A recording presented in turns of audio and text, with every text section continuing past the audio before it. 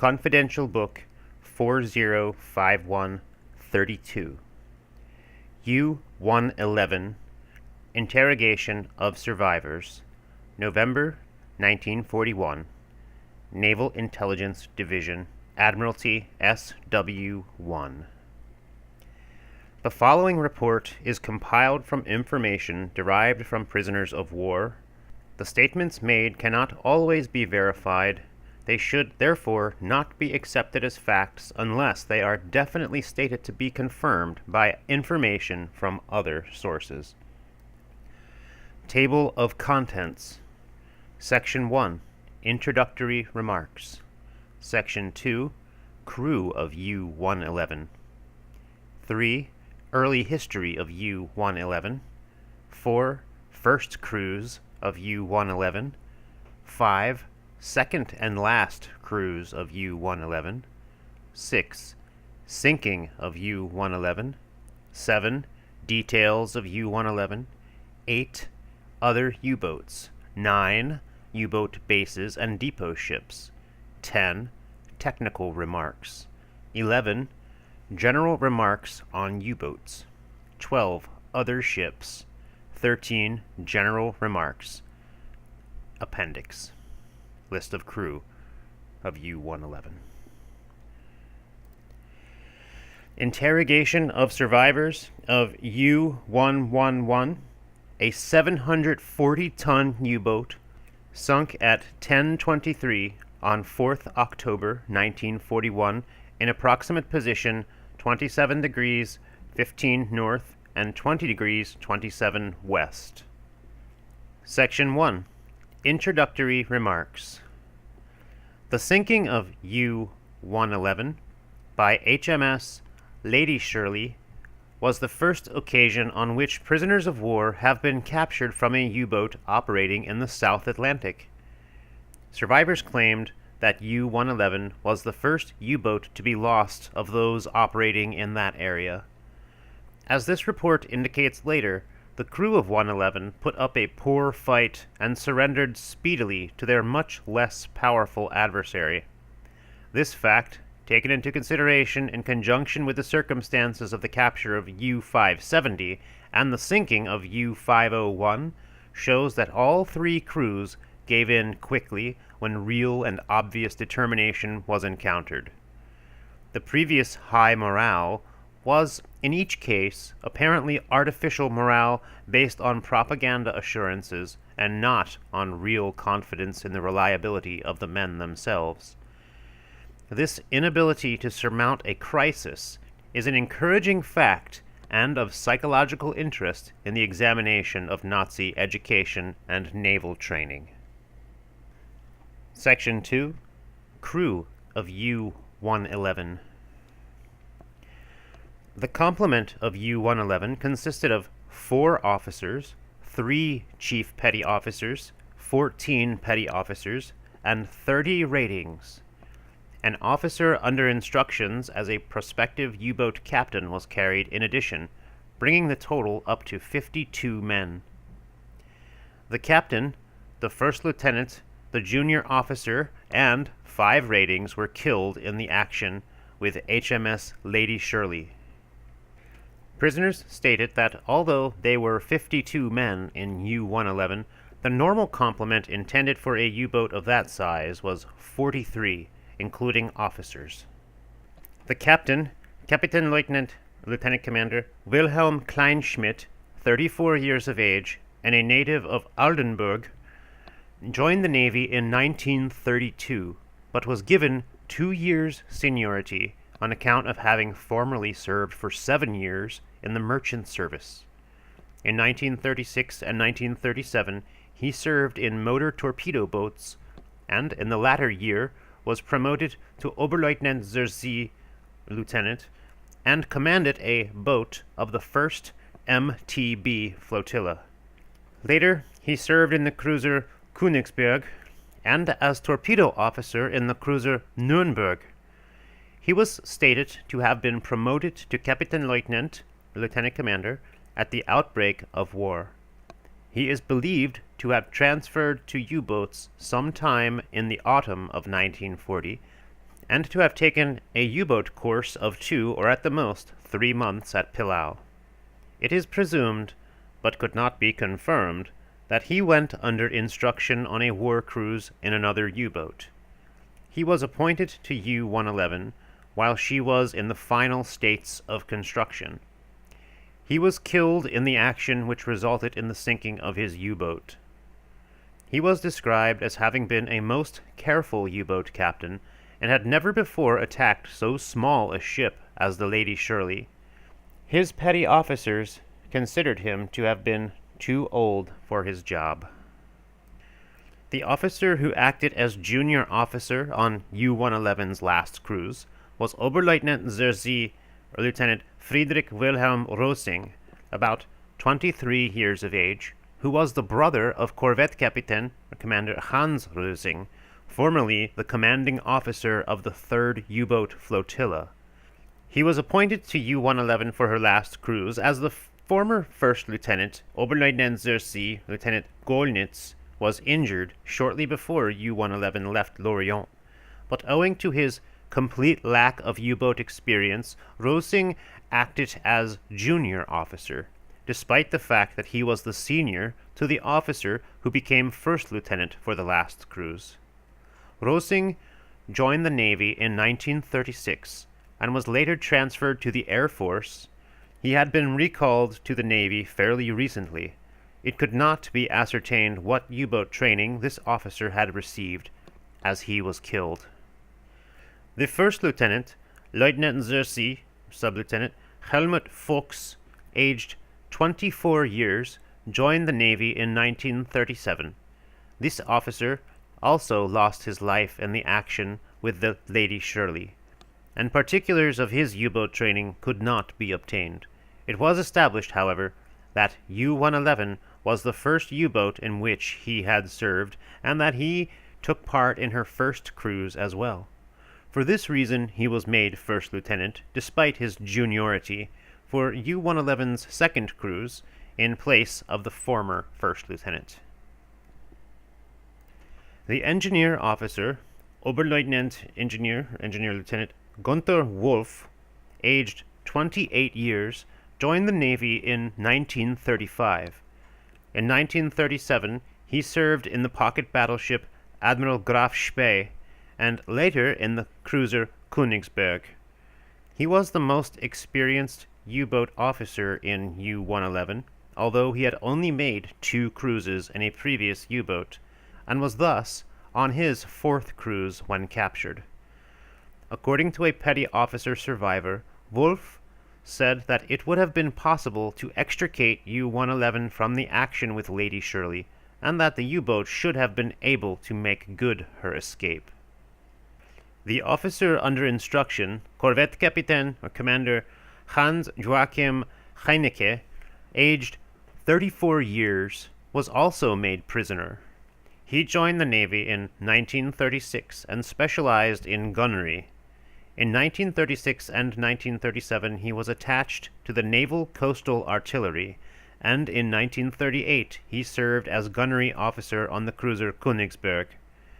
He stated that he volunteered to transfer to U-boats, and it was established that he took a 4 weeks U-boat course, followed by a U-boats captain's course of about 3 weeks, after which he joined U-111 for her last cruise. He had expected to be given command of a U-boat on his return, and believed that he would probably have been appointed to a new U-boat in the final stages of construction. Of the chief and petty officers and men of U-111, only 5 had any previous experience of U-boats before joining U-111.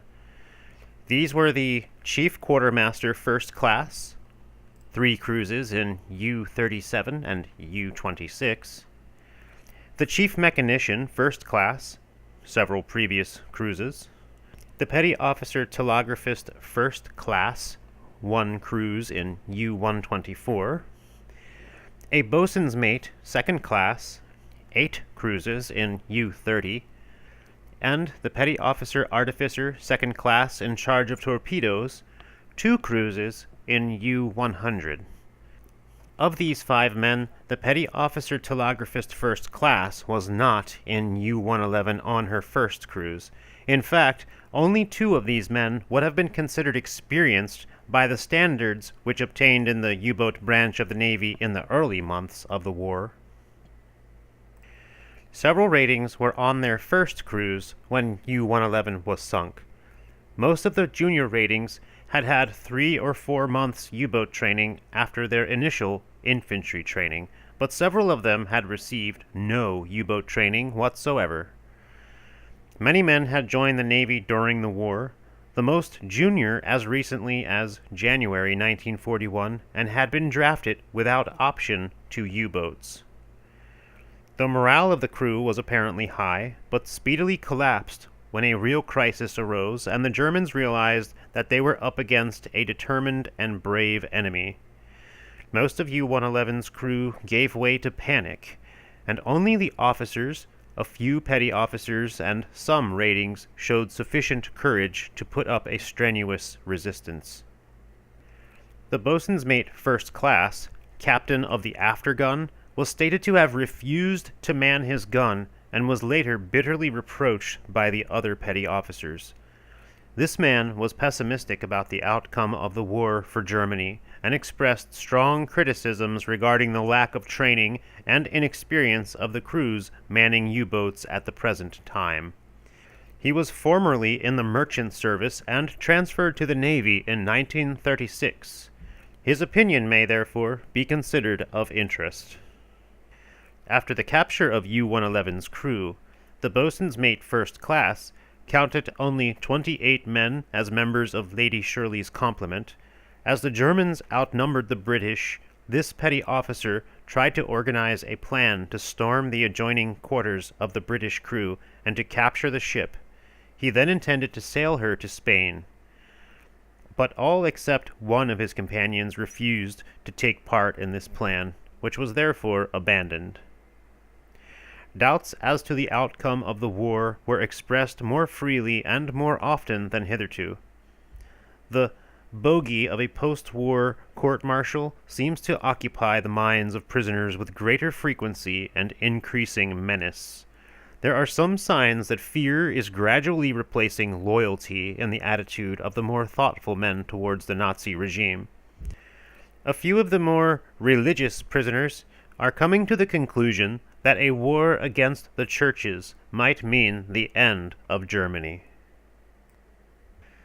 Section 3. Early History of U-111. U-111 was a Type 9A U-boat of the 740-ton class and was the last of the series U-103 to U-111, built by the Deschemack Yard, Bremen. She is presumed to have been laid down soon after U-110, probably early in 1940, and early in November 1940, the first members of her prospective crew were drafted to stand by the U-boat in the final stages of construction. Prisoners said that U-111 was taken from Bremen to Kiel shortly before Christmas 1940, and was commissioned at Kiel just before New Year 1941, about 2 months later than U-110. She then proceeded to do trials in the Baltic, and was stated to have been based mainly on Gottenhafen and Danzig, but also to have visited Pillau. She was at Danzig towards the end of February 1941. Attacks on convoys were practiced in conjunction with other U-boats in the Baltic, but no refueling from ships at sea was ever carried out there. Prisoners stated that U-111 returned to Kiel at the end of March 1941, remained there for 1 night, then proceeded through the Kiel Canal to Wilhelmshaven. A refit of 3 weeks was carried out at this port. The 6 torpedo containers on the upper deck were removed during this period. The U-boat was then said to have carried out further trials. Section 4. First cruise of U-111. Prisoners stated that U-111 sailed from Wilhelmshaven during the 2nd week of May 1941 on her first cruise, proceeding through the North Sea, but not calling at any Norwegian port, the north of the Faroes, and Iceland, using deep channels where it was believed that no mines could be laid. 14 torpedoes were said to have been carried, of which 6 were in the tubes, 4 under and 2 above the floor plates forward, and the remaining 2 in the bilges aft. Survivors added that U-111 traveled only at night. Some drifting mines, however, were sighted. It was claimed that U-111 sank about 20,000 tons of shipping in the first 2 or 3 weeks of her cruise, and after that had no further success. Many conflicting statements were made on this subject, and it appears that 2 ships were sunk, and a third damaged, if not sunk. The first victim, a steamer estimated at 8,000 tons proceeding independently, was said to have been sunk during the U-boat's second week at sea, presumably sometime towards the end of May 1941. This ship was described as having been torpedoed at a range of 800 meters, 875 yards, and it was added that the torpedo was heard to detonate exactly 75 seconds after being fired. It was stated, but not confirmed, that U-111 had previously fired a torpedo at this ship, but had missed. Some days later, U-111 and 2 other U-boats attacked a convoy of 12 ships off the coast of Greenland, according to prisoners.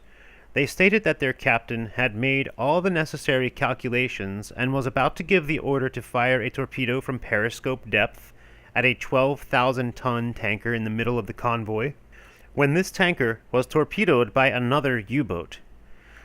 As the following ship was a 10,000-ton tanker on the same course, it was decided to attack her, but Kleinschmidt sighted through his periscope 2 destroyers approaching from his starboard side. He calculated that he only had half a minute in which to carry out his attack.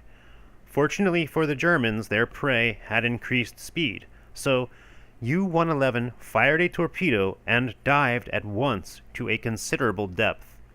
Prisoners believed the angle of diving as being very steep, and added that the forward tanks were flooded, the hydroplane set, and the motors run at full speed in order to take the U-boat as deep as possible in the shortest possible time.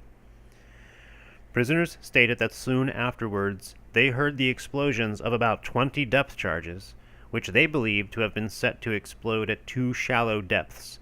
They assumed that the British could not have believed it possible for the U-boat to have dived so quickly in such a short space of time. The Germans claimed to have heard the detonation of their torpedo less than a minute after it had left the tube, and they professed to be able to distinguish the explosion of a torpedo from that of a depth charge. Later, U-111 surfaced, and her captain was stated to have told his men that the torpedoed steamer had not yet sunk, but was on fire. NID note: this may refer to the attack on convoy Howe X-ray 126 on 19th and 20th May 1941. Prisoners stated that soon afterwards, orders were received that all U-boats in the vicinity were to retire, but that U-111 was to maintain contact with the convoy and to give direction-finding bearings to enable approaching German major units to locate and destroy the entire convoy. Prisoners claimed that U-111 continued to transmit DF bearings as long as she could keep the masts of the ships in sight. It was stated that the battleship Bismarck and the cruiser Prinz Eugen should have carried out this plan, but instead came in contact with and sank HMS Hood. Survivors of U-111 claim that their U-boat was then working on the same wavelength as the Bismarck, the Atlantic wavelength, and that they therefore intercepted the battleship's signals. They said that the captain of Bismarck asked Grand Admiral Rudders for aircraft assistance, and that Rudders signaled back to the effect that aircraft were being sent and to hold out in the meantime. A later signal was intercepted, according to prisoners, to the effect that the battleship would fight to the last shell, and finally a fragmentary signal that Bismarck was sinking. Immediately, all the U-boats in the vicinity were ordered to close the position and search for survivors. Prisoners described having seen hundreds of life belts floating about, torn by the rough seas from the bodies of the battleship's crew, and numbers of bodies of men tied to rafts in an attempt to survive. Prisoners confirmed the rescue by another U-boat of 3 men, see CB 405127, Section 7, Paragraph 12, and added that these were young sailors who had joined the Navy in 1940. According to her crew, U-111 had neither torpedoes nor adequate oil fuel left, and therefore met a tanker from which she received oil. Prisoners stated that they were told that the tanker was to be recognized by the fact that 3 sailors without caps would be standing on the bows of the ship. Some men believed that this tanker was formerly Norwegian, but no definite information was available. The refueling was described as having been carried out during the daylight hours in the calm sea very far to the north, the tanker proceeding at slow speed, followed by the U-boat, with the refueling pipe connecting the 2 ships. According to a somewhat unreliable account, this tanker was later interrupted by a British submarine in the act of refueling another U-boat. The latter dived, and the British submarine sank the tanker. The U-boat was alleged to have surfaced again when the British had departed, and to have picked up survivors from the tanker. After being refueled, U-111 was stated to have patrolled very far to the west. Prisoners mentioned Newfoundland and Labrador, and another 6 weeks were spent at sea, during which time she was employed as a weather reporting ship in the North Atlantic. The men complained of having spent weeks in a series of fogs and without sighting any ships. It was stated that on her homeward-bound journey to Lorient, U-111 intercepted a signal from another U-boat which had sighted a convoy. U-111 was said to have used almost her last reserve of oil fuel and getting to the position indicated, only to find another dense fog. It was therefore decided to proceed to Lorient without further delay.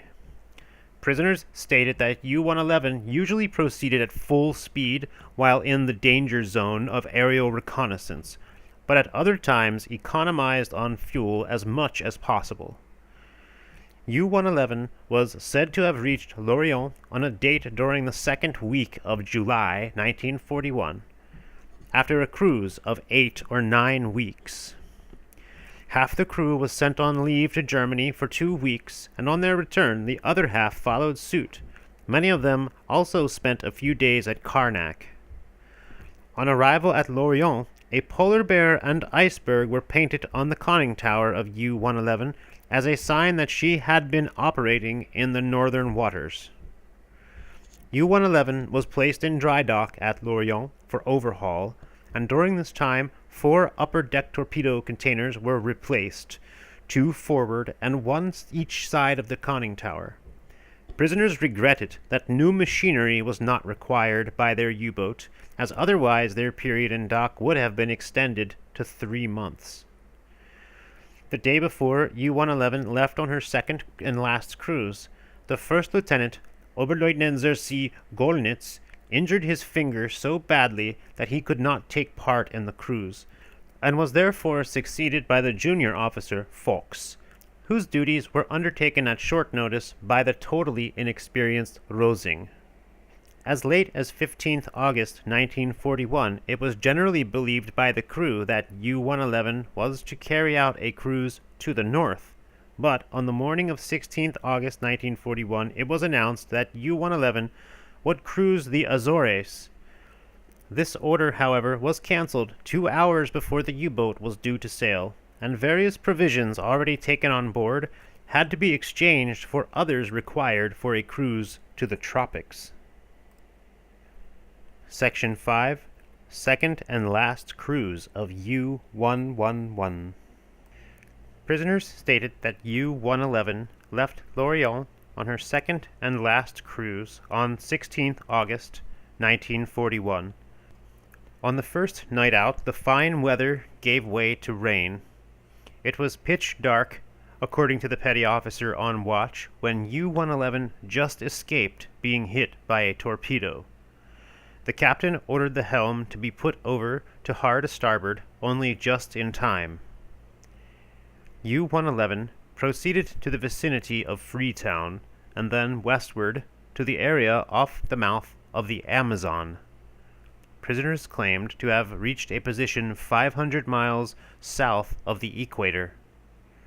The U-boat was said to have carried on this cruise 18 torpedoes, of which 6 were in the torpedo tubes, 4 in the bilges, and 2 on the floor plates forward, 2 in the bilges aft, and 4 in the upper deck containers. Prisoners claimed to have sunk 2 ships on this cruise, the first being described as a ship with a Dutch name of about 10,000 tons, proceeding independently, torpedoed during the day. It was added that 4 torpedoes were fired, 2 of which hit the target. The ship was described as having sunk very rapidly. The crew barely had time to launch their boats. Prisoners said that U-111 then surfaced, closed the boats, and gave the survivors provisions, including chocolate, cigarettes, and brandy. Although the ship had a Dutch name, the prisoners did not believe that she was in point of fact Dutch. They stated that this ship was sunk about 10 or 12 days before their second victim. As the identity and date of sinking of the latter is known, the date of sinking of the Dutch ship should be between 8th and 12th September 1941. NID note: the Dutch SS Marken, 7,719 tons, was sunk at 20:53 on 10th September 1941, in position 01 degrees 36 north and 36 degrees 55 west. She was bound from Cardiff to Cape Town via Trinidad and carried aircraft. The next ship's sunk was described as a fairly fast British ship of about 8,000 tons, proceeding independently and bound for England. Prisoners stated that 2 attacks were made on this ship. During the first attack, 3 torpedoes were fired, all of which missed, and about 5 hours later, a second attack was made. 2 torpedoes were fired, both of which hit the target. The ship was described as having sunk very quickly. Both attacks took place at night, and it was very dark. Later, the U-boat closed a raft carrying survivors, gave them some provisions, and asked what their cargo had been. Prisoners said that they were told that machinery parts had been carried and that the ship had been bound for Great Britain. NID note: this was the British SS Singhalese Prince, sunk on 20th September 1941 in 02 degrees south and 25 degrees 30 west. Prisoners said that no other ships were sighted, and U-111, with only sufficient oil fuel to return to her base, was ordered by the Vice Admiral U-boats to rendezvous with U-68, Captain Lieutenant Merton, and to transfer torpedoes to the latter. This meeting was to take place off the island of San Antonio in the Cape Verde group, and the U-boats were ordered to be at the position indicated with only their periscopes visible at first. Later, apparently, on the next evening after meeting U-68, U-111 was to rendezvous in the same place with U-67, Oberleutnant Zersey Müller, believed to have been outward bound for an extended cruise in order to transfer from the latter, for passage to the base, a petty officer telegraphist suffering from VD. The meeting with U-68 occurred as arranged about 200 meters from the shore.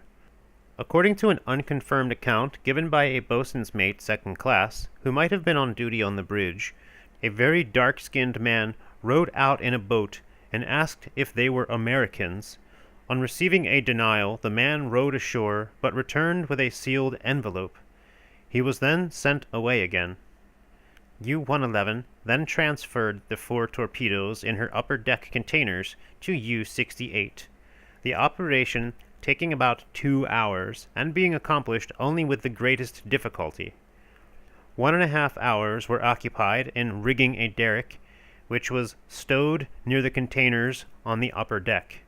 The transfer of the torpedoes from the interior of the U-boat proved too difficult, and in any case, Kleinschmidt wished to retain some torpedoes for any victims he might meet on his homeward cruise. U-111 was said to have cast off from U-68 at 0300, and to have proceeded to leave the bay. After an interval, U-111 stopped and waited for U-68, as the 2 U-boats were supposed to leave at the same time. As U-68 did not join her within a short time, U-111 proceeded. Kleinschmidt, Rosing, and a boatswain's mate second class mentioned above were on the bridge. According to the latter, they saw a shadow which they thought might be a Portuguese destroyer, and then made out a large British submarine estimated at 1,800 tons. The submarine then glimmered white, and was in fact described by a prisoner as showing up snow white and very clearly indeed. U-111 was stated to have been heading straight towards the submarine, and Kleinschmidt appeared not to have known what to do, to have lost his head and ordered his boat to crash dive. The boatswain's mate thought this course particularly dangerous, as the opening of the vents inevitably causes so much noise. His Majesty's submarine Clyde had arrived in position 20 miles off West Point, San Antonio, on 1400 North, on 27th September 1941. To avoid any possibility of being sighted, it had been decided to approach land submerged. Clyde accordingly dived, steered towards Tarrafal Bay, and surfaced at dark 7 miles west of the bay.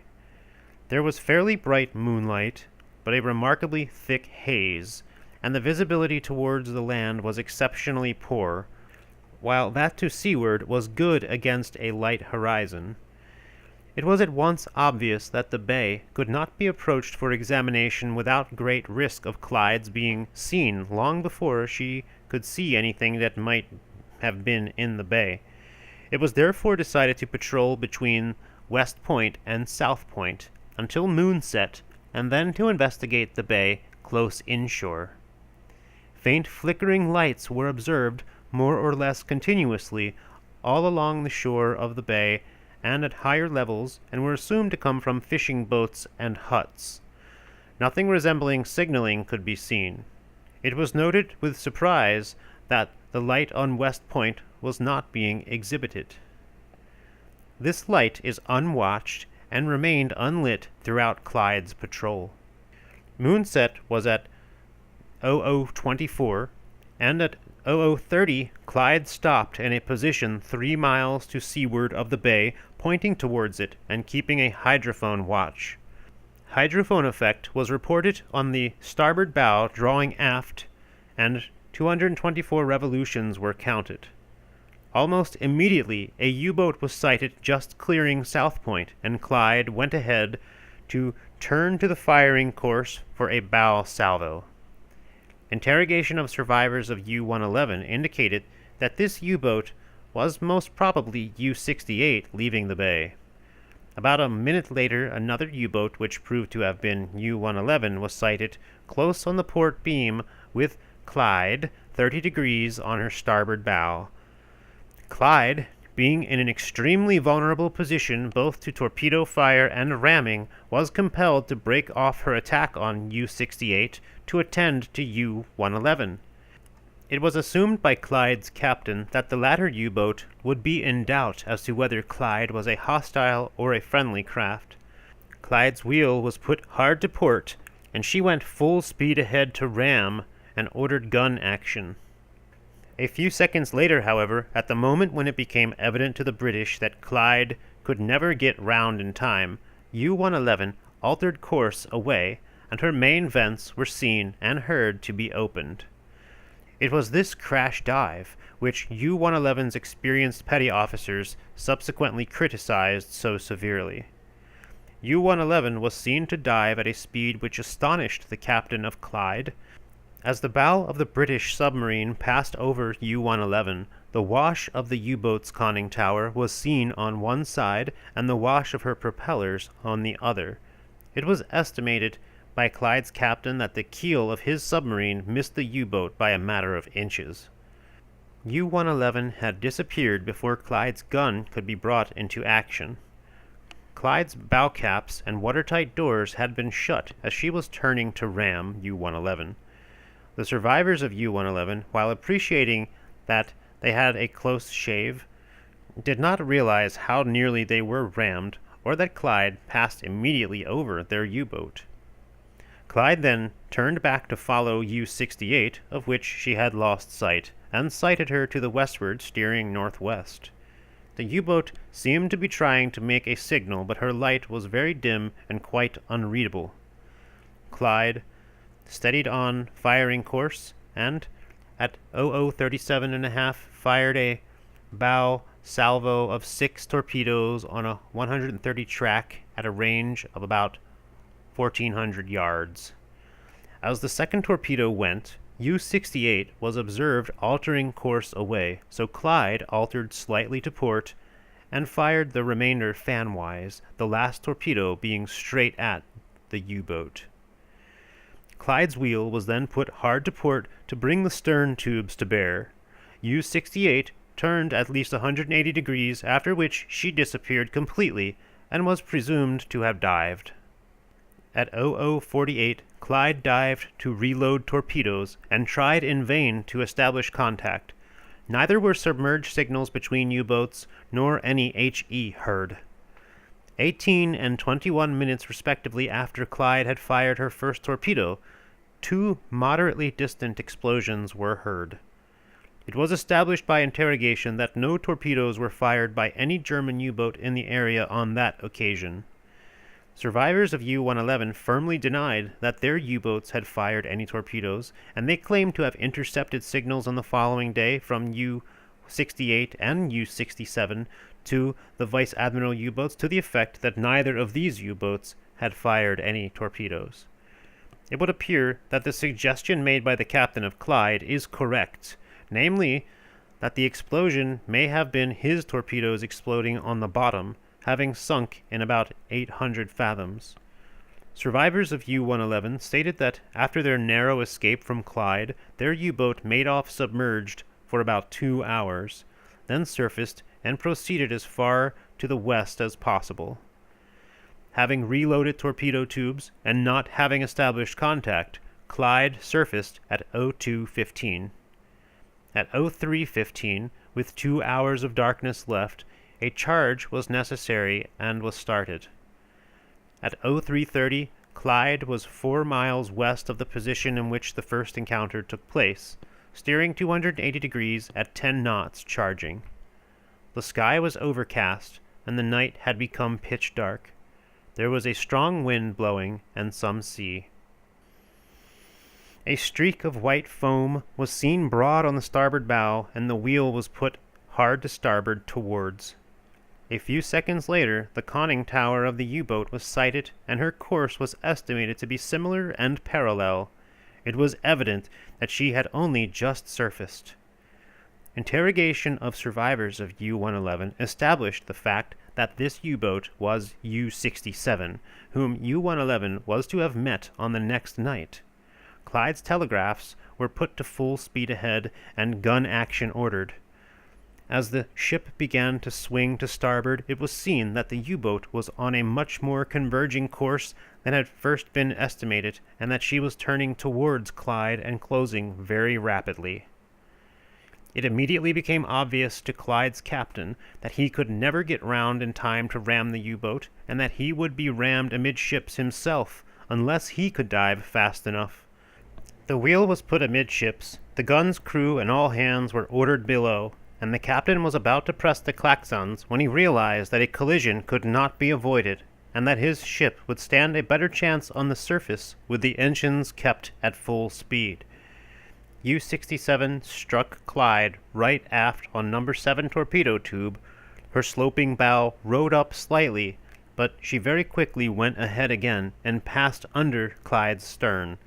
As she did, so her main vents were heard to open and she was soon lost to sight. Clyde's captain subsequently greatly regretted having previously ordered his gun's crew and Lewis gunners below, as it was not possible to get them closed up again in time to open fire before the U-boat disappeared.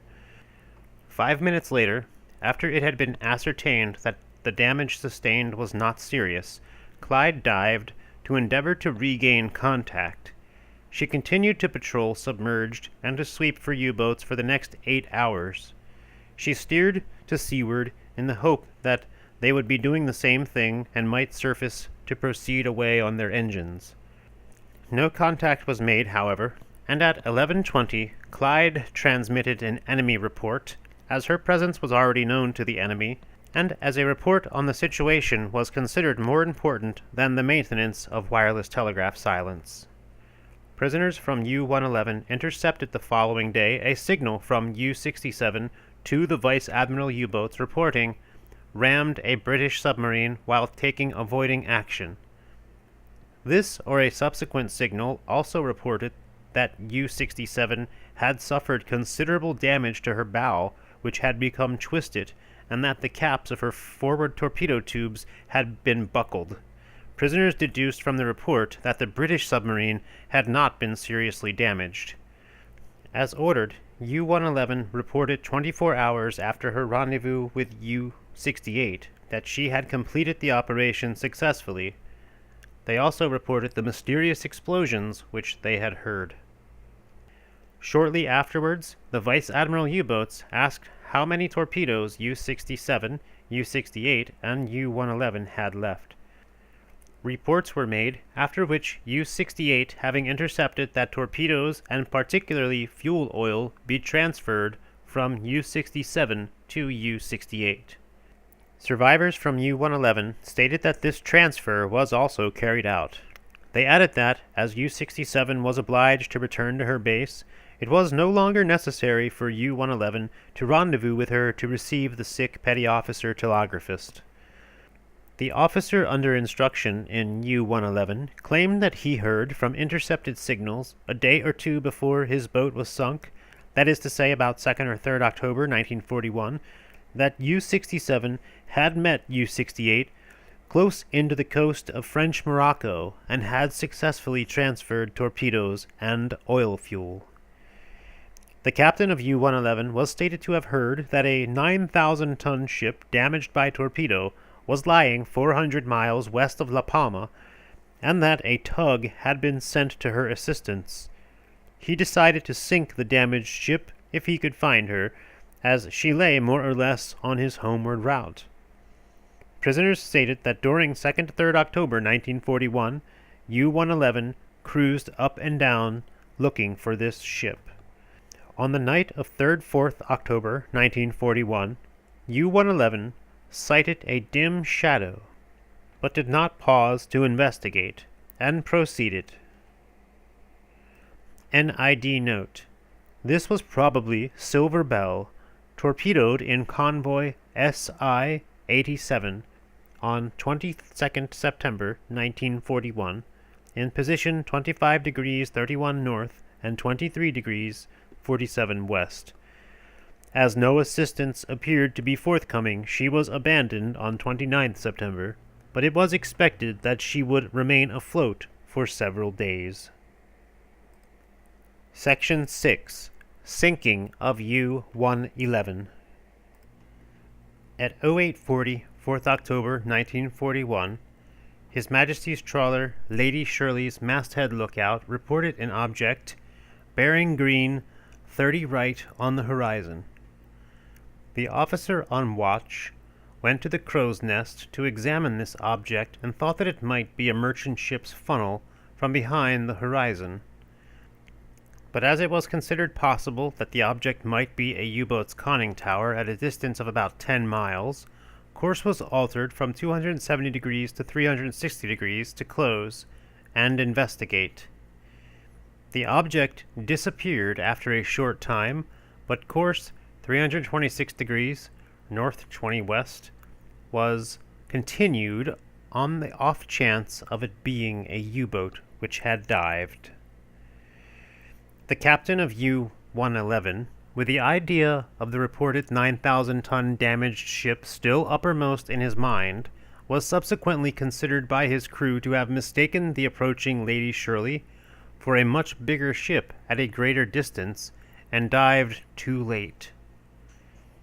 At 10:04, Lady Shirley obtained an Echo classified as submarine, bearing Red 30, range about 1,600 yards.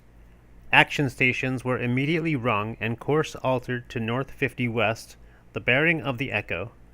Ship's position was then 27 degrees 15 north and 20 degrees 27 west. The range rapidly shortened, inclination closing being noted. Target moving slowly left. Course was altered to north 60 west. Target then remained steady for a short while, then moved slowly right. Course was therefore altered back to north 50 west, and remained steady on the bearing during the remainder of the run. Chronoscope and stopwatch had been obtained, and the rapidly closing range was noted at 1,200, 800, 600, 200, and 100 yards. The stopwatch was then started, and firing of pattern was done from stopwatch. In U-111, the sounds of Lady Shirley's propellers were heard, and Kleinschmidt at first estimated that the British ship was about 5,000 meters distant. The junior officer and the man at the listening gear were stated to have expressed surprise and to have queried Kleinschmidt's estimate, as they were of the opinion that their enemy was much closer. A little later, Kleinschmidt estimated that the British ship was 3,000 meters distant. The man at the hydrophones at once questioned this statement, as he thought that the distance was about 500 meters only. But Kleinschmidt somewhat irritably repeated his estimate of 3,000 meters. It was emphatically stated that Kleinschmidt looked through the periscope just before making this statement. Prisoners assumed that either something was wrong with the periscope, or Kleinschmidt clung to his conviction that his adversary was a much larger ship at a much greater distance than was actually the case. A few moments later, the explosions of depth charges were heard. The pattern dropped by Lady Shirley was first and third set to explode at 350 feet, the second and fourth to explode at 150 feet. The throwers having been adjusted to 250 feet, the last charge, however, jammed in the rails and did not drop. Prisoners stated that not much damage was done in U-111, and was said to have been at a depth of only about 13 meters, or 43 feet. The lighting was not affected, but some water was stated to have entered aft. Kleinschmidt appears to have lost his head and first to have ordered the U-boat to surface, and the guns' crews to man their guns. The diesels were started, but almost immediately ceased to function, and the engine room filled with dense smoke. This was attributed to the rise of the water entering aft. Kleinschmidt was informed that the diesels were out of action, and then, without waiting to confirm or assess the alleged damage to the diesels, he ordered the U-boat to dive again. But this order came too late, as the U-boat had surfaced and was being shelled.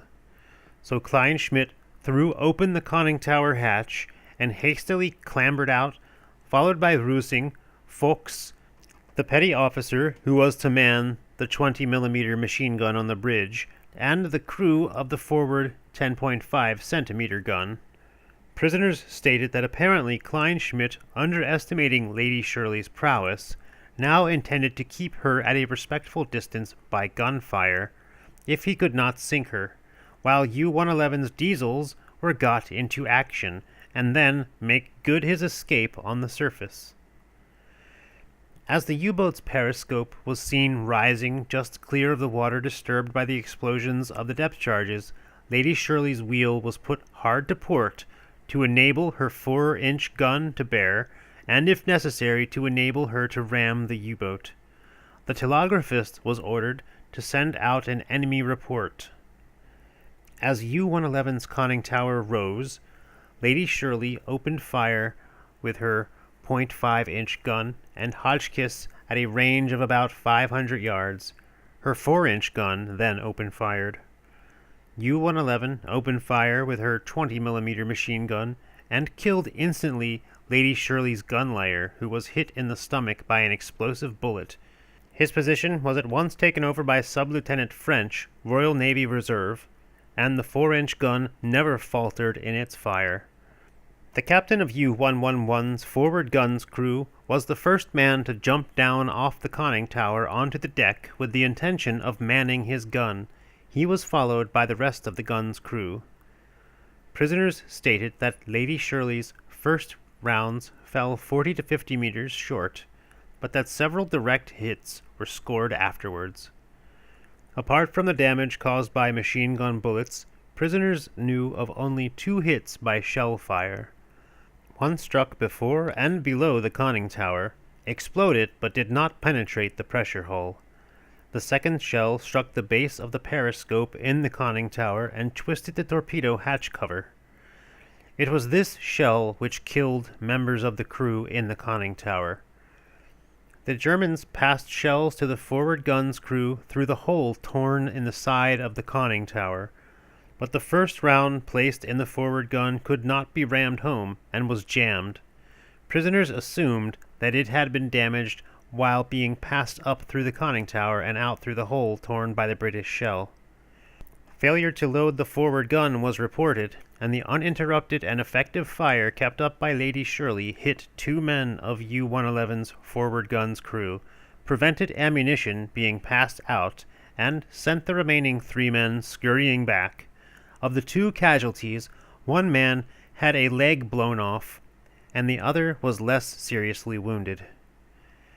The petty officer manning U-111's machine gun on the bridge had fired 50 rounds at this juncture and was firing the second clip of ammunition handed to him by Kleinschmidt himself, when the latter, together with Rosing and Fox, was killed by a direct hit on the conning tower. The above petty officer was the only man left alive on the bridge out of the 8 who had been there. He stated that Kleinschmidt, on being hit, fell forwards into the open conning tower hatch onto the platform below, where his body lay sprawled across the opening into the control room. Just before he was killed, Kleinschmidt had called to Heinecke, the officer under instruction, to come up to the bridge, but Heinecke was in the engine room where an attempt was being made to get the diesels working.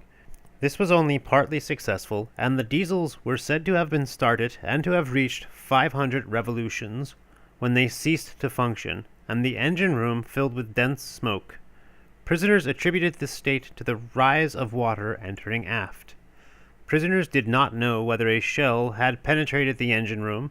It was suggested that the smoke in the engine room may have been produced by the diesel and could not escape since the exhausts were closed. They added that U-111 never recovered level trim after the depth charging. Many survivors later severely criticized the crew of the after gun, who were stated to have been ordered to man their gun at an early stage of the action, but who never attempted to carry out this order. The captain of this gun's crew was said to have feigned indifference to the entire proceedings, and his attitude was interpreted as cowardice. An ominous forecast was made regarding his fate at the hands of the inevitable German court-martial expected after the end of the war. A state of panic existed inside the U-boat, and after the initial failure of the diesels, Heinecke ordered the crew, who had already donned their life belts, to abandon ship. The remaining men on deck threw up their hands and cried out that they surrendered. U-111's engineer officer was said to have opened the vents to ensure the sinking of the U-boat. At the same time, it was evident to the British that the U-boat was losing speed and rapidly sinking by the stern. Lady Shirley therefore ceased fire, and the remainder of U-111's crew came out on deck at 10:19. 4 minutes later, U-111 sank stern first, the crew taking to the water. The whole action had lasted only 19 minutes from the time Lady Shirley obtained the echo at 10:04 until U-111 sank at 10:23.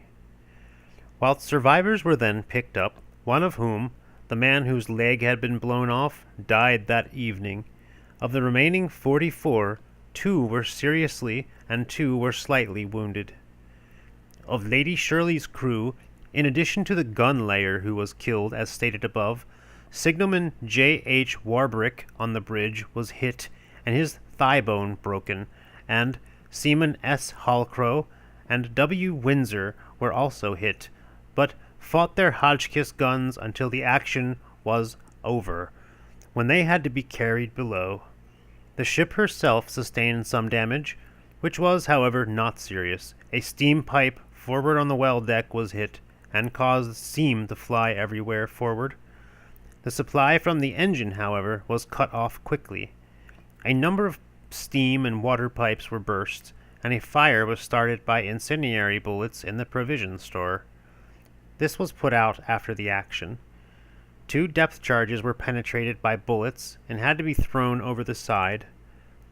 Numerous other minor items of damage to glass, woodwork, fittings, and boat were sustained from bullets, but did not affect the seagoing efficiency. At 11:30 a.m., Lady Shirley shaped course to return to Gibraltar. Section 7.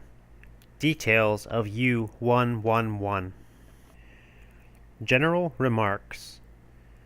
Since U-111 was of the same type as U-110, the particulars given in Confidential Book 405123 on page 12 apply to both boats. According to the survivors of Singhalese Prince, U-111 appeared to be painted gray, and the paintwork was in good condition. Prisoners stated that no attempt had been made to camouflage the U-boat. It was stated that U-111 had no special armament against bombing attacks. The wooden deck was said to have been covered with tin in some places. The life-saving arrangements consisted of a folding dinghy and an inflatable raft. It was denied that U-111 carried a telephone buoy. Engines. U-111 was stated to have been fitted with 2 9-cylinder 4-cycle MAN diesels. The surface cruising speed was given as 12 knots. Electric motors. The electric motors were stated to have been built by Siemens and developed 500 horsepower each. Rudders. It was stated that U-111 had twin rudders. Although these are not always fitted to U-boats of the same class, prisoners had seen several similar U-boats in dry dock. Some of these had a single but larger rudder. Torpedo tubes. It was stated that U-111's torpedo tubes had been built by Pinch. Internal telephone. It was stated that U-111's internal telephone was operated without the use of batteries. Badge. U-111 had a black heart painted on the conning tower. It was known that similar recognition marks are painted on U-boats exercising in the Baltic, and survivors confirmed that this device had not been painted out or replaced by another badge, as it was considered a particularly suitable emblem by the captain of U-111, who had recently become engaged and had expected to marry on his return from the last cruise. On arrival at Lorient, after the first cruise, a polar bear and iceberg were painted on the conning tower as a sign that she had been operating in northern waters. Adoption of U-111. Prisoners stated that U-111 had been adopted by the town of Oldenburg. Section 8. Other U-boats. Location of various U-boats. By U-boat, date, and remarks. U-43, August 1941, left Lorient for cruise during first half of August. U-75, 1941, exercising in Baltic with U-111 during first 3 months. U-105, July 1941, arrived in Lorient, and July 1941, still there in the middle of August. U-106, 10th August 1941, left Lorient on a cruise, due to return during second weeks of October 1941. U-108, August 1941, in Lorient between the middle of July 1941 and the middle of August 1941. U-109, 1941, doing trials in the Baltic during the first 3 months of 1941. U-125, July 1941, under repair in dock at Lorient, about end of July or early in August 1941. U-A, July 1941, said to have been in Lorient in July or August in 1941. U-201, August to October 1941, stated to have been operating between 16th August and early October 1941. U-271, U-402, or U-434, U-553, U-557, U-559, U-573. U-67. The commanding officer of U-67 was stated to be Captain Lieutenant Müller, who had formerly been at the torpedo school at Flensburg. One of the other officers was Oberleutnant zur See Siegfried Keller. The encounter of U-67 with HMS Clyde was mentioned earlier in this report. U-68. The meeting of U-68 with U-111 was mentioned earlier in this report. Prisoners from U-111 stated, however, that not long before the rendezvous with U-111, U-68 had attacked a convoy coming from Gibraltar and had fired 2 torpedoes. It was claimed that she sunk 25,000 tons of shipping on that occasion. U-68 was stated to have a coat of arms of Danzig painted on her conning tower. These arms are known to consist of a red shield bearing 2 gold Maltese crosses surmounted by a gold coronet. It was added that U-68 had another badge as well. U-107. This U-boat is known to be commanded by Captain Lieutenant Hessler, who, according to prisoners, is the son-in-law of Vice-Admiral Dönitz, commanding U-boats. Prisoners claimed that Hessler was one of the few U-boat commanders who had achieved a very high total of tonnage sunk on a single cruise, having sunk 92,000 tons on one cruise. This claim may refer to the statement made by the German radio on 30th June 1941 to the effect that within a period of almost 3.5 months, Hessler had sunk 14 ships totaling 90,272 tons. Other German accounts describe these sinkings as having been very far to the south and a long way from home. See Confidential Book 405127, page 13. An earlier German claim of 1st May 1941 presumably also refers to the same cruise. See CB 405123, page 28.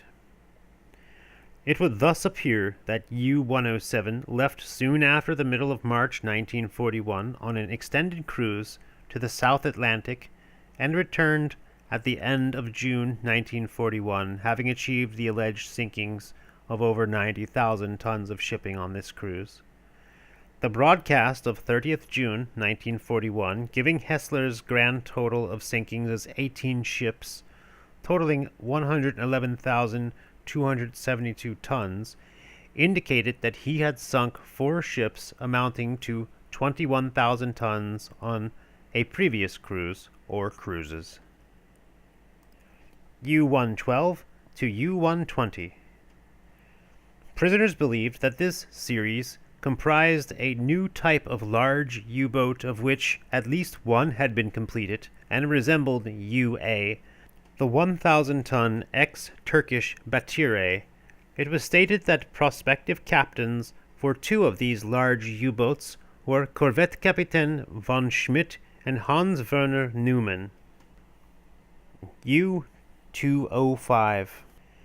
The German High Command communique of 15th November 1941 claimed that two U-boats, commanded by Kapitänleutnant Reschke and Guggenberger, had attacked a formation of British warships in the western Mediterranean and had sunk the aircraft carrier Ark Royal and so severely damaged the battleship Malaya that she had to be towed into Gibraltar harbor. Other British units were said to have been hit by torpedoes. Reschke is known to command U-205. Guggenberger is believed to have been on his second cruise as a U-boat captain at the time, but it is not known which U-boat he commands. U-999 and U-1000. U-999 and U-1000 were mentioned as being large U-boats built at Bremen. The captains were said to be respectively Corvette Captain Henne and Kapitänleutnant Hebestreit. U-570. HMS Graf. State of the boat when abandoned. Report by commanding officer. Damage attributable to depth charges. A. Hull. The hull has not yet been examined in dry dock, but it is known that there is a split about 2 inches in length in the port side amidships, opening into number 3 Tauchzelle, an internal main ballast tank. The bow casing is crumpled slightly on each side. There are holes in the forward main ballast tank. There are also minor leaks from the seams of internal oil fuel tanks into the submarine.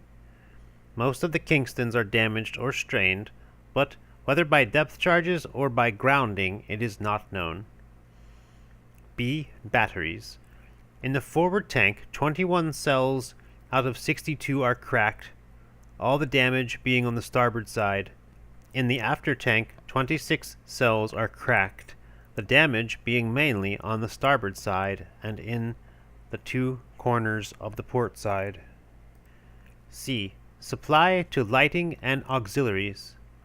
These circuits are fed from 2 pairs of 500 amp fuses, 1 pair being on each of the 2 battery supply switches. The concussion had broken 1 fuse holder on each supply, allowing the fuse to drop out. This at once cut off all lighting and deprived every auxiliary machine of its power. D. Supply to main motors. The battery supply switches to the main motor switchboards jumped off, but were undamaged. E. Other damage. Remaining damage by the depth charges was slight and consisted of several broken gauge glasses to trimming and freshwater tanks, several lights broken, some of the more delicate electrical gear broken, automatic voltage regulators, etc., about 4 fuse boxes sprung open and porcelain heads of fuses broken, a few minor bracket welds sheared, a shallow depth gauge in control room damaged, in engine room many glass domes over oil strainers broken. Summary of damage. There is nothing in the hull damage which would make it impossible or even difficult to dive the U-boat. Similarly, the cracked cells in the batteries, although they would have caused a lot of trouble later, would not at the time have prevented the U-boat from diving. None of the other damage is of a nature to interfere with the diving of the U-boat. Steps taken by crew to overcome damage. The German crew appear to have taken no steps whatever to cope with the situation caused by the depth charges. The supply to the main motors could have been restored at once by remaking the battery supply switches. This was not done. The supply to the lighting and auxiliaries could have been restored, A, in a few minutes by lashing up the broken fuse holders and then replacing the fuses.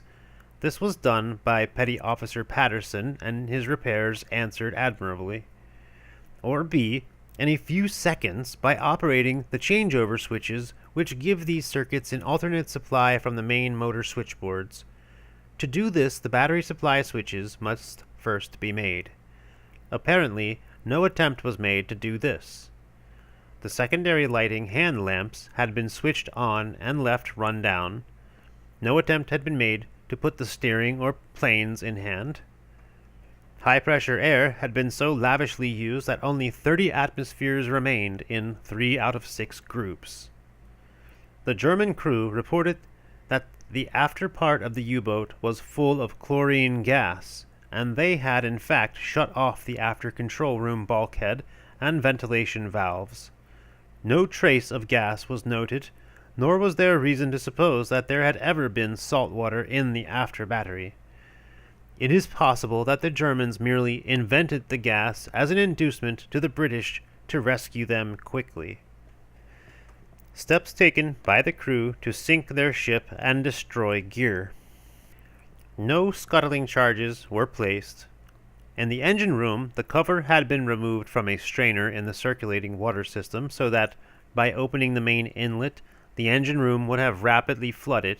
It is possible that some flooding was carried out by this means, for there was a large quantity of water in this compartment. On the other hand, this may have been entirely due to a leak caused by the muffler valves being unseated by concussion, the muffler valve drains being open. There was no other evidence of an attempt to sink the U-boat. Considering that the crew remained on board for over 24 hours after surrendering, they succeeded in doing remarkably little damage to the U-boat. The sabotage was chiefly in the wireless room, where many valves were smashed, as well as the panels of the sets. The hydrophone panel in the control room was also smashed, but not completely. The attack instrument, the fruit machine, in the conning tower was damaged by the hammer blows on the dials. The Anschutz was damaged by unscrewing the pivots of the gimbals and allowing the compass to fall to the bottom of its casing. The damage was easily repaired in Halka. The dials of the deep diving gauges in the control room and conning tower were defaced and damaged. The deep gauges in the fore and after ends are similar, but were untouched. The forward periscope was lowered into its well, and the well filled with water and oil. A binocular attachment on this periscope was removed and thrown overboard. No other damage has been discovered. Maintenance of the U-boat by the German crew. Although the U-boat was practically brand new, there were already signs that the crew had not been skillful in upkeep and maintenance work. These points are here summarized. A. The engines were found to be considerably out of tune. B. The Junkers diesel air compressor had several defects and was not in running order. C. The slip to release the towing pendant has a wire pull to operate it from the bridge. As rigged, this wire would not have released the slip. D. The eyepiece on the towing pennant was deplorable. It was spliced as a soft eye with only one tuck, then slipped over the thimble and seized up close with seizing wire to make it look convincing. E. One cell in the after battery was not strapped up. Of the 5 straps each side, the studs have been left off from 3 on one side and 2 on the other. The bad contact so caused had melted the bolts and straps. F. The main batteries were poorly maintained. The strap terminals were not vaselined, and cells needed wiping over. G. The spare torpedoes in the crew space were not properly secured, and the 4 lower torpedoes had slipped forward against some grease drums stowed in the trenches and stove in the drums. Conclusions. It would appear that the Germans surrendered their ship under the impression that she was more badly damaged than she in fact was. The fact that all the lights went out, the main and auxiliary motors stopped, the water rushed into several compartments from gauge glasses, may well have caused a most discreditable panic. It is, however, very difficult to understand why, when the crew had at least 4 hours of lying on the surface, guarded by one Hudson aircraft, which was then armed only with machine guns, no attempt was made in slow time to assess the actual damage, repair it, dive, and escape. Section 9. U-boat bases and depot ships. Kiel. 2 bombs were stated to have fallen in the diving tank at Kiel in April 1941 during a British air raid and to have caused more amusement than damage. A prisoner who was in merchant vessel Ahrensburg, a former fruit ship of the Flensburger line, stated that the following ships were employed in practice attacks by U-boats on convoys in the Baltic: Wilhelm Bauer, Saar, Lech, Waldemar Kopphamel, and one other ship whose name the prisoner had forgotten. Pillau. At the U-boat school in Pillau, Corvette Captain Ibeken was said to be still in command of the whole establishment, with Corvette Captain Engineer Zerbka in charge of the technical instruction and Corvette Captain Paul Buchel in charge of the navigational and practical training in U-boats. Lorient. A petty officer believed to be more reliable than other prisoners stated that the organization DEPôt had 15,000 men in Lorient working on U-boat shelters. He added that these men were usually drunk every night. The normal procedure of building a shelter was described as follows. A small bay is chosen, which is then hollowed out and drained off. Reinforced concrete side walls are erected, and further divisional walls added. A 3-meter thick roof is built over the top, consisting of steel girders, corrugated iron, and concrete. The roofs are well camouflaged and described as sloping gently from a central apex. The water is allowed to enter when the building is completed. Several U-boats can lie in one shelter, and all repairs carried out after it has been drained. 3 are said to be finished, and another 5 under construction. From the date of the prisoner's visit to Lorient, it may be assumed that the remaining 5 are also complete by now. It was stated, but not confirmed, that the French naval yard had 1 battle cruiser and 2 destroyers on the stocks, and that the French were continuing work on these constructions. The Germans expressed the criticism that these were not being built solidly enough to be of any striking value. Little progress was stated to have been made with the dredging of the harbor. Larger ships still have to wait for the tide. It was stated that little damage had been done by the frequent air attacks. Some prisoners remarked that they thought the anti-aircraft barrage was too weak to put up any effective resistance, and that it ought to be strengthened. The U-boat personnel at Lorient are waited on by French girls who are friendly during working hours, but cut the Germans in the street. A few officers, including Corvette Captain Heinrich Fischer, commanding the 2nd U-boat flotilla, and believed to be in command of the U-boat base, were stated to live in the officers' home, Officersheim, while other officers lived and had meals at the former prefecture of police. Many prisoners complained of all the buildings in Lorient being infested with bugs. La Pallice. Italian prisoners also related having seen work progressing on shelters at La Pallice, which were said to be nearing completion. Bordeaux. Italian prisoners stated that about 20 of the 30 Italian U-boats had been sent back to Italy, as the Germans were making increasing use of the base. It is reported that only 10 Italian submarines are left in Bordeaux. Some confirmation of this statement was given by another Italian prisoner who claimed to have seen 2 German U-boats in the Grillon. Section 10. Technical Remarks. Bow design. It was stated by several members of the crew that U-111 shipped a lot of water when proceeding at high speed. For this reason, the new 750-ton class have had their bows altered. It was claimed that trials had proved the new design to be a considerable improvement. Refueling at sea. As already mentioned earlier in this report, U-111 took in oil fuel from a tanker south of Iceland. The refueling was done by means of a hose with the U-boat taken in tow by the tanker. The speed maintained during the operation was stated to be just sufficient to keep steerage away. It was stated that the refueling took over 8 hours and was carried out in calm weather by daylight. A floating type of rubber hose about 100 meters long and of diameter estimated 12 to 15 centimeters was coupled to a special fitting amidships on the U-boat.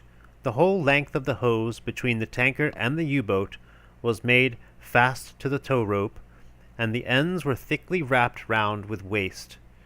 The hose was stated to have been made of a special rubber composition lighter than water. It was stated that special hoses are necessary for the transfer of fuel from one U-boat to another. Such a transfer was never carried out by U-111. Prisoners had never heard of a U-boat proceeding under her own power and keeping station during the process of refueling from a tanker. In very calm weather, however, U-boats were said to go alongside to refuel. Torpedoes. Torpedo ratings stated that electric torpedoes were in covers painted red and green. These were removed in order to allow a cable to be inserted. The torpedo angling gear appears to have been similar to that of U-570, namely angling by degrees from 0 degrees to 180 degrees with a spread of 20 degrees. It was stated that U-111 was designed to carry 14 torpedoes, but a greater number was carried, and that by sacrificing accommodation and adding more upper deck containers, considerably more could have been carried. Transfer of torpedoes from U-boat to U-boat. It was stated that the transfer of torpedoes from the interior of U-111 to U-68 proved impracticable, so prisoners could give no information on this matter, but they made some remarks about the transfer of torpedoes from the upper deck containers. A derrick was erected on the forward deck of each boat. It was added that the erection and subsequent removal of these derricks took a long time, and great care had to be exercised, as the least damage to the gear would result in difficulty in stowing after use. Due to its accurate fit into the stowage space, this accurate fitting was designed to avoid any noise while underway. To remove a torpedo from the container, the after end of the container was raised by means of a worm gear, and the torpedo was drawn out. It was then transferred by means of the derricks in both U-boats. The transfer of each torpedo was said to take 1 hour. One end of the container is raised by means of a bottle screw contrivance, and the torpedo is hauled out.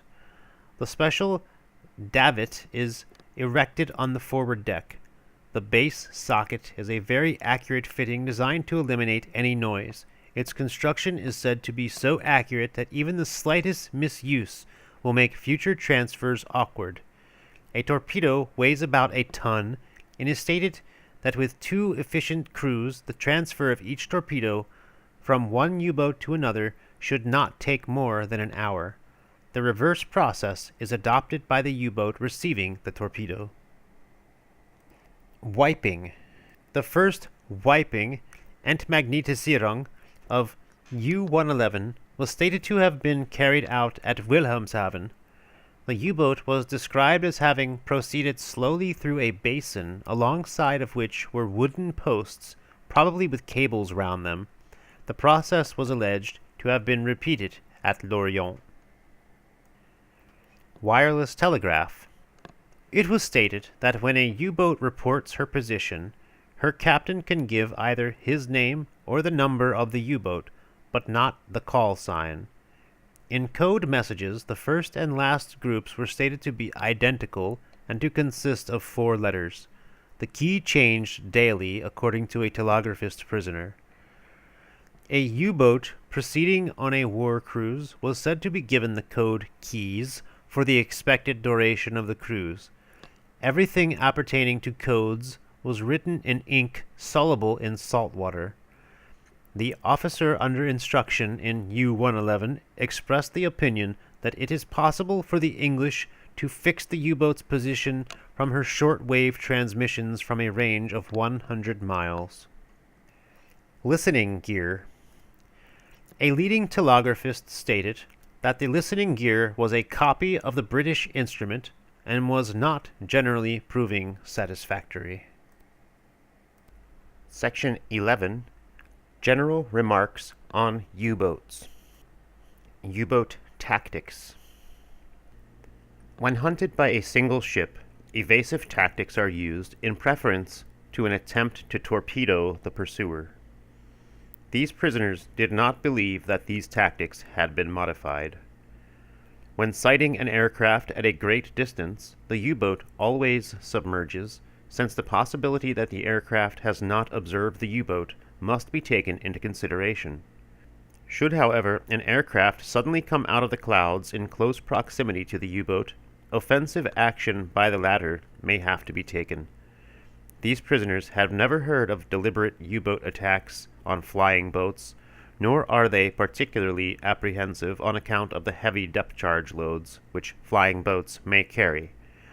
As both of these prisoners were of the opinion that provided the U-boat can attain a reasonable depth before depth charges are dropped, she is comparatively safe. Torpedo attacks. Torpedo angling gear is operated by the bosun's mate in the conning tower, and not by the rating at the tube. In the case of salvo firing, the torpedo angles are set simultaneously by means of the angling gear from the conning tower. The captain estimates the enemy's speed, the distance of the enemy, and his position, and the fruit machine indicated the angle at which torpedoes have to be set. This angle is then read off by the bosun's mate, and the torpedoes are set accordingly. As a rule, the angles are very small, for it was stated, the greater the angle, the greater the possibility of error. The best result is obtained by aiming the U-boat at the target. Torpedoes are always set and fired from the conning tower, not from the control room. Prisoners have never heard of double-headed torpedoes. When U-111 transferred her torpedoes to U-68, the operation took about 1.5 hours to fit the crane or derrick, which was kept near the torpedo containers on the upper deck. When U-111 sank, she still had 3 torpedoes in her forward tubes and 2 in her after tubes. U-111 made 2 attacks on the Senegalese Prince. During the first attack, she fired 3 torpedoes, all of which missed. About 5 hours later, she attacked again and fired 2 torpedoes, both of which hit. Both attacks took place at night, and it was very dark. 4 torpedoes were fired at the Marken. Echo sounding gear. U-boats use echo sounding gear, but only for verifying depth. Bosun's mate said that when in U-6, before the war, and when close inshore, echo sounding was also used for fixing U-boats' position. In connection with echo sounding gear, small explosive charges, shaped like small torpedoes, are used. They are about 25 centimeters long, 3 centimeters being their greatest diameter. Their weight is about a pound. These prisoners had never heard of a number of explosive charges being thrown overboard by surface vessels when hunting submarines. Identification of British submarines and German U-boats. Discussing the identification of friendly U-boats and enemy submarines, a petty officer prisoner stated that the more obvious points were that the German guns were mounted on the upper deck, while those of the British were enclosed in the conning tower shield. Also, that the periscopes of British submarines are higher than those of U-boats. Opinion on British convoy tactics. Describing his voyage from Gibraltar to England aboard a British warship accompanying a convoy, a petty officer prisoner stated that the evading tactics adopted by the ships were so effective that it would have been almost impossible to torpedo one of them from a U-boat which was not in an exceptionally favorable position to attack. The ships were keeping to a zigzag formula which required them to alter course every few minutes through as much as 60 to 80 degrees. The ships were traveling so fast that no U-boat could have ever kept up with them underwater. Escort aircraft make surreptitious approach impossible, even where a U-boat well placed. It would be probable that, by the time the commander had made his calculations for angling, speed of enemy, and state of sea, the ships would again have altered course before he could fire a torpedo. Practice diving depth. A prisoner stated that the normal depth for the practice dives of U-boats was 60 to 45 feet. Advance information as to areas of operations.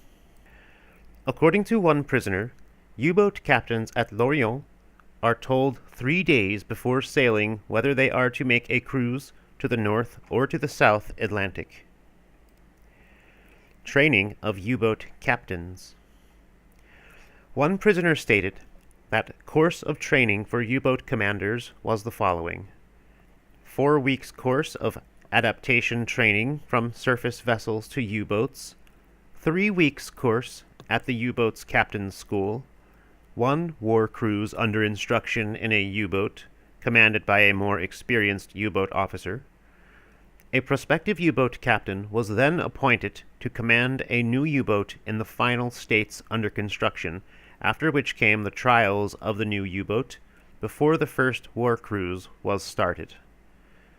The course for watchkeeping officers was 4 weeks adaptation training from surface vessels to U-boats, having completed which they were at once sent to their U-boats while these were still under construction. Training of U-boat telegraphists. Describing the training of the telegraphists, a telegraphist stated that he had been one of 300 youths of about 18 years old taking a course at Aurich from October 1940 to April 1941. They were divided into classes of 10. After having learnt the Morse code, they were first taught to receive and then to send. They were also instructed in the maintenance of the apparatus. The prisoner claimed that after completing his training, he was able to send and receive 60 letters per minute. Watches in U-111 were alternating periods of 4 hours and 2 hours, a typical routine being 0800 to 1200, 1800 to 2000, 0400 to 0800, 1600 to 1800. Pay of U-boat telegraphists. A telegraphist prisoner stated that his pay amounted to 195 1/2 Reichmarks, the value of approximately £10, per 30-day month. This was made up of 110 Reichmarks pay, plus additional daily allowances of 1 1/2 Reichmarks for military service, Versold, 1 Reichmarks diving allowance, and 0.35 Reichmarks for technical qualifications. Sick bay attendance in U-boats. According to a prisoner, U-boats destined for abnormally long cruises carry a Chief Petty Officer sick bay attendant. Difficulties of Wolfpack tactics. 2 officer prisoners hinted that there were difficulties in employing Wolfpack method of attack. Operations could not be directed from sea and were controlled directly by the Vice Admiral U-boats. When stationed for intercepting convoys, the U-boats were spread over a wide area, and it was not always practicable for a U-boat first sighting the convoy to wait for reinforcement before attacking. Sabotage to U-boats. 2 chief petty officers stated that a sack filled with either sand or flour was discovered in one of the U-boat's diving tanks in Lorient at the end of the first cruise. On the second cruise, a long copper bolt was found in the hydroplane machinery, and it was suspected that it had been maliciously placed there. The first of these 2 prisoners also alleged that 80 men of the naval guards in Lorient had disappeared during 1941. The second added that several U-boats had to change their fuel pumps as they had been found to be mysteriously blocked by sand. Dakar. According to one prisoner, U-boats do not use the Vichy French port Dakar. U-boats operating off the west coast of Africa had considerable difficulties with fuel supply owing to the number of supply ships sunk or captured by the British Navy. Establishment of friendly relations with the German Army. According to a prisoner, U-111 had friendly relations with the 30th Alpine Regiment stationed at Füssen, Austria. The crew had been invited to Füssen as guests of the regiment, and some of the soldiers had visited the U-boat. Similar exchanges of cordialities had been made with the 30th Infantry Regiment stationed at Görlitz. Section 12. Other ships. Cruiser Admiral Hippe. It was stated that the cruiser Admiral Hippe had not so far been damaged in action. The first commanding officer had been Kapitän zur See Haie, but the present captain was Kapitän zur See Meisel. The reason for the change in command was attributed to differences of opinion alleged to have occurred between the German Operations Directorate and the Propaganda Ministry. It was stated that Kapitän zur See Haie had made disparaging remarks about the Operations Directorate in his ship's war diary, which had apparently later been exploited by unauthorized persons. It was the opinion of an officer prisoner that Haie's remarks were to some extent justified, but at the same time some part of his indiscretion was due to the fact that his nerves were gravely disordered. Cruisers Karlsruhe, Königsberg, and Blücher. An officer prisoner stated that the cruiser Karlsruhe, sunk in Kristiansand during the Norwegian campaign, had been struck by 2 torpedoes fired by a British submarine and was now lying in 300 feet of water. The cruiser Königsberg was also stated to be lying in 300 feet of water. The cruiser Blücher in 1,800 feet. Exchange of the cruiser Lützow.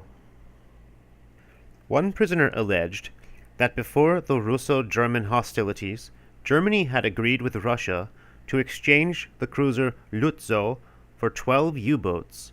The U-boats had never been delivered. It was added that the Lützow had been towed to Leningrad in a half-finished condition. The superstructure had still to be built and gun turrets fitted. The Germans believed that this cruiser would again fall into the hands of the Germans when they took Leningrad, and with it they would capture a number of Russian warships, provided they had not been sunk or scuttled. Training ships Schlesien and Schleswig-Holstein. An officer prisoner stated that 2 obsolete German battleships, Schlesien and Schleswig-Holstein, had been stationed in the Zund in order to prevent any Russian attempt to break out of the Baltic Sea. Both ships had again been manned. It was added that gunnery officers had been appointed, the two officers mentioned in this connection being Corvette Captain Fischer and Captain Lieutenant Euling. It is believed that the former officer is Corvette Captain Horst Fischer.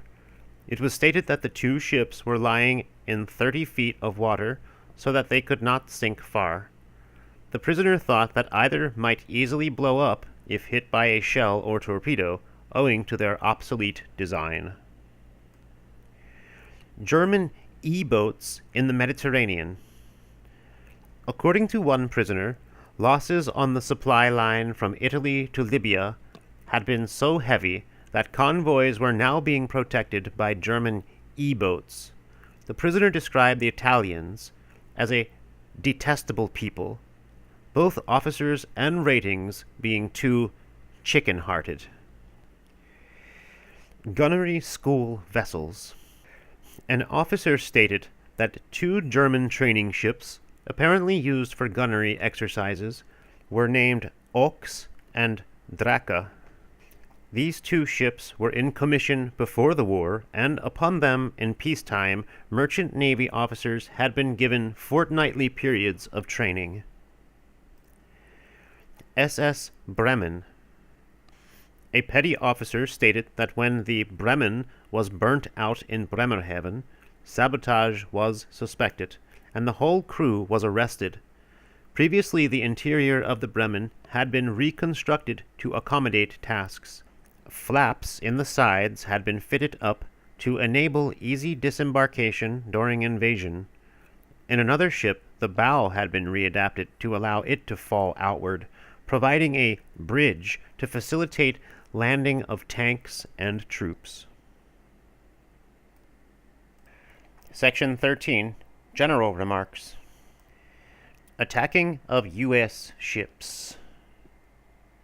A prisoner stated that German warships were still reluctant to attack U.S. ships, but should they themselves be attacked by such ships, they had no option but to defend themselves. Scuttling charges in German merchant ships. According to a prisoner, the normal charges used for scuttling German merchant ships weigh between 58 and 60 English pounds. 4 such charges could sink an average-sized cargo vessel in 16 minutes. If 2 charges were used, the time of sinking would be prolonged to approximately 1 hour. Alleged capture of British code books from a merchant ship. A prisoner who had served in the Raider 16 stated that the ship had captured the code books of a British vessel. He alleged that this code changed on the 6th or 7th of each month, but once in possession of one code, it was possible, with its aid, to decipher following ones.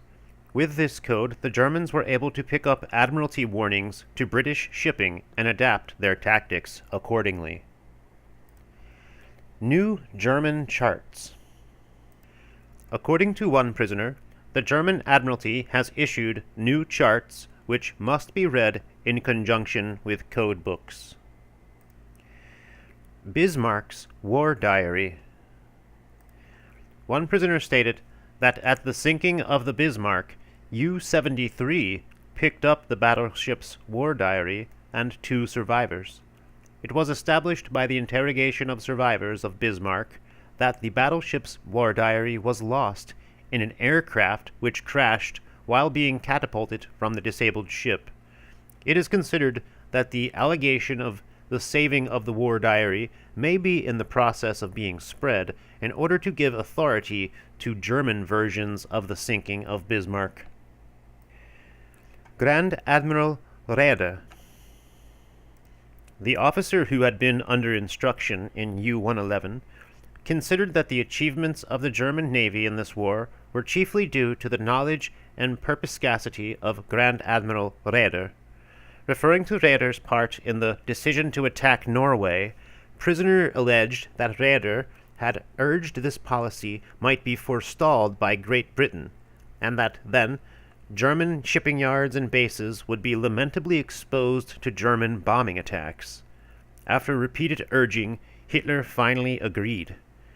The prisoner stated that Raeder had been criticized as too old a man for his position, but he personally had no doubt that he was an exceptionally clever man. He could not be considered as energetic as Göring, nor had he many of the qualities that made Göring so popular, but he had great political foresight and was well trained in strategy. At the same time, he was a poor judge of men, and this accounted for the fact that there were too many square pegs in round holes. Fraudulent transactions of naval officers. The officer in charge of the naval canteen at Lorient was stated by one prisoner to be a lieutenant commander. This man was responsible for the acquisition of supplies for the canteen and brought up chocolate, coffee, and other goods which were particularly difficult to obtain. When these goods were finally off the market in Lorient, the officer sent lorries to scour the French countryside for them. Of the total goods collected, 1/3 was allocated to the canteen, and 2/3 were appropriated by the officer, who sent them to Germany in official naval transports and resold them at his own profit. On one occasion, the officer protested to U-boat crews that they were stealing goods from the French and sending them back to Germany, and that he, for one, would be ashamed after the war to have to admit to having acquired anything whatsoever in France. The same prisoner also stated that the prisoners appeared to consider it quite legitimate for them to annex the furnishing from any billets, chateaux, or other places where they happened to be stationed, and send these goods back to Germany. The Vice Admiral U-boats had commandeered an hotel in Paris and requisitioned everything, including the cellar containing more than 100,000 bottles of champagne. These bottles were sold officially to U-boat officers at only 1 Reichsmarks, 20 pfennigs, about 1 shilling and 6 pence each, and unofficially to U-boat ratings as well. Quantities were also sold to non-U-boat personnel at 6 Reichsmarks, 50 pfennigs, about 6 shillings and 6 pence per bottle. The prisoner stated that on one occasion of his engagement he bought 20 bottles of champagne and presented them to his family, who became overcome with surprise and champagne. He had also bought 10 pairs of silk stockings each for his mother and sister, and 20 pairs for his fiancée. There was much discontent on the lower deck that both naval and air force officers returned from Germany to occupied France with vast quantities of paper mark, mostly of Reichsmarks, 100 denomination. Officers changed these into French currency with the help of friends managing canteens and other official concerns, and then used the French money to buy up everything they could lay their hands on. The goods bought were sent in crates by naval transport to Kiel by the naval officers. Ratings, not being able to obtain so much loose currency, were very jealous.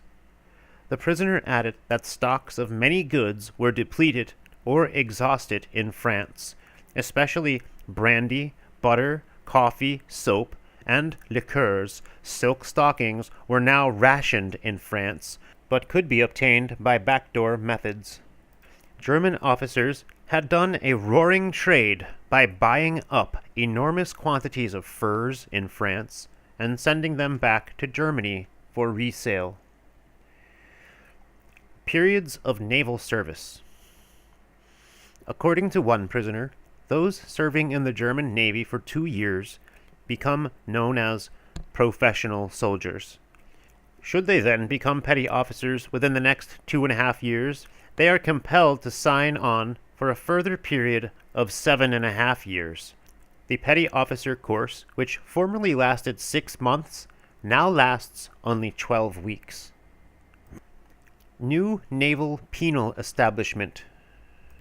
According to one prisoner, another naval penal establishment has been created at Schilling near Wesermünde.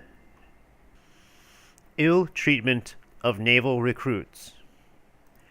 One prisoner stated that in 1935, an Oberleutnant Zersi Brutzer was in charge of the training of recruits at Wilhelmshaven. This man stated to have twisted the ears and pulled the noses of recruits to such an extent that many of them had to be taken to hospital. After repeated complaints, this man was transferred to the German Air Force, where he was immediately made a captain and subsequently distinguished himself in Spain and elsewhere. Discontent of regular ratings. A prisoner stated that German naval reservists were keener than regular sailors, who were always grumbling about having to serve for so many years. Quarrel between U-boat personnel and the Königsberg Pallice. According to one prisoner, he and other sailors had trounced members of the Hitler Youth in the Tiergarten at Königsberg when a quarrel broke out over members of the Hitler Girls organization.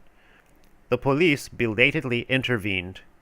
The prisoner's U-boat was not permitted to put into Königsberg for many months. Execution of German deserter. A prisoner alleged that one German soldier had deserted 6 times, but was finally recaptured. He was a married man with 3 children. He was tried and condemned to be shot, but was not personally informed of his sentence. His company was instructed to provide 10 volunteers to form a firing squad. The man himself did not know he was to be shot until the last moment when he found himself facing his executioners. Death penalty for losing secret documents. One prisoner stated that a chief petty officer telegraphist had been shot in Wilhelmshaven because he had lost his documents and his book of signals. Fracas between Gestapo and U-boat personnel.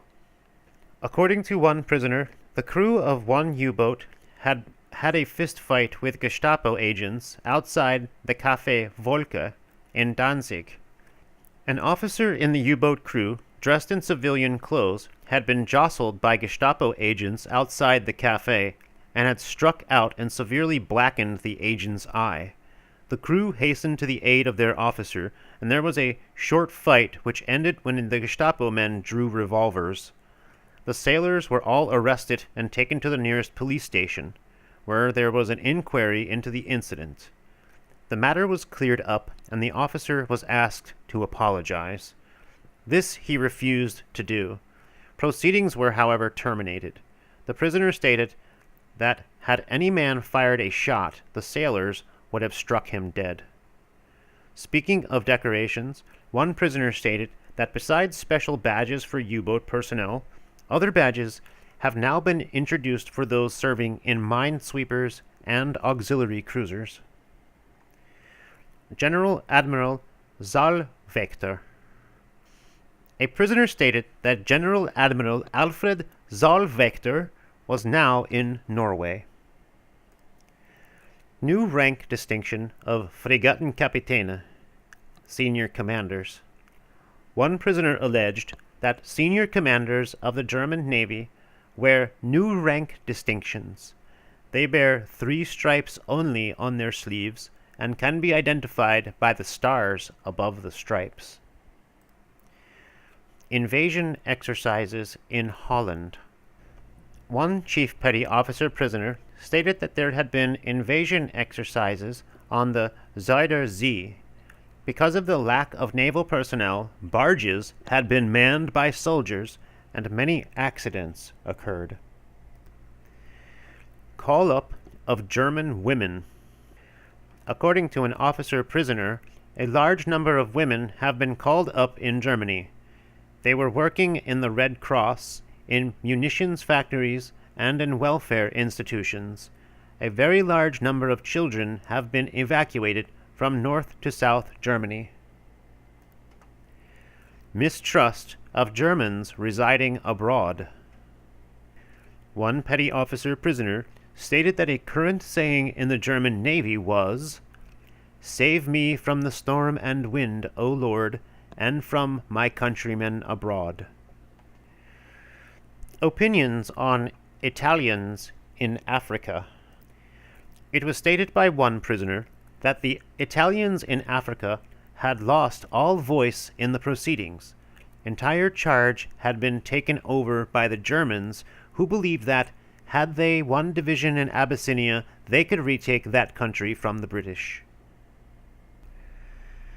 German expectations of reprisals. Discussing the future course of the war and post-war Europe, one prisoner stated that he had believed it to be the British intention to lay waste the Ruhr district.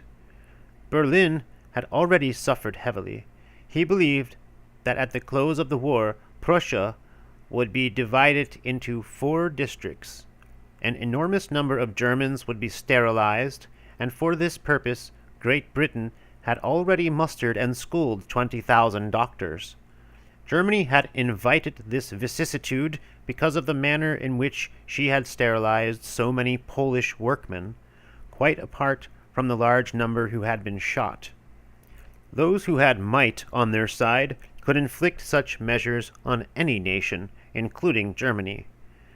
As regards France, this prisoner admitted that a large number of German sentries had been shot, and that the policy of shooting scores of hostages as a reprisal measure might finally whip the French to fury, and cause the annihilation of a number of German garrisons. German fear of inflation. One prisoner said that there was a wave of spending in Germany. He assumed that this was due to the fear of inflation. Prohibition of mention of Goebbels's scandals. One prisoner stated that the stormtroop authorities had forbidden all mention of a scandal in which Dr. Goebbels was involved with Lida Barova, the German film actress, and her husband, the actor Gustav Fröhlich. All members of the armed forces were ordered to report any persons whom they hear gossiping upon the topic, who would then be punished. The scandal is alleged to have occurred in the autumn of 1938. It was rumored at the time that Fröhlich, having returned home to find Goebbels in bed with his wife, had blacked the doctor's eye, thus preventing him from attending a state reception at which Admiral Horthy, the Regent of Hungary, was guest of honor. Captured petrol supply in Crete.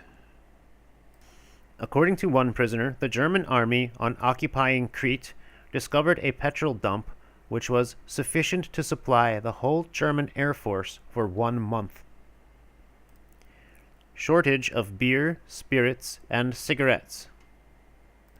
One prisoner alleged that it was now impossible to obtain beer, spirits, and cigarettes in country districts in Germany. Wine could still be obtained in large towns. Opinion on British road defenses. Prisoners stated that they were forced to laugh at the puny road defenses they had seen in Scotland when they were being conveyed from Glasgow to Edinburgh. They thought that one directed shell would be enough to clear a passage. Herr Severing. According to one prisoner, Herr Severing, former Prussian Home Minister, was now living at Bielefeld, where he had bought a house. He was never placed in a concentration camp and was drawing a pension. The prisoner thought that while holding office as a member of the Socialist Democrat Party, Severing had in fact been an agent of the National Socialist Party. Meteorological observations. Describing meteorological experiments in which he took part, an engineer officer prisoner stated that the normal meteorological balloon in use in Germany had a diameter of between 4 and 10 feet. It carried a small shortwave transmitter which gave out 2 separate tones, one of which was employed for barometer and one for thermometer readings. The tones varied as the balloon rose higher, enabling calculations to be made. The ceiling of those balloons was given as approximately 40,000 feet. Observers on the ground picked up the transmitted signals which were recorded on wax records. To minimize the danger of damage to the transmitting, a silk parachute was fitted to it, which came into operation should the balloon burst. In point of fact, balloons burst very frequently, and naval officers competed with each other to salvage the parachutes, which they used as silk scarves. Smaller balloons were used on occasion for rough observations of wind strengths, and at times when none were available, inflated rubber goods were used in their stead.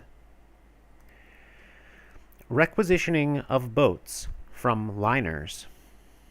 A reservist officer prisoner captured from a ship taken in prize by Germany, who had served in the SS Bremen in pre-war days, stated that the ship's boats of a large number of liners had been conscripted at the beginning of the war by the German Navy.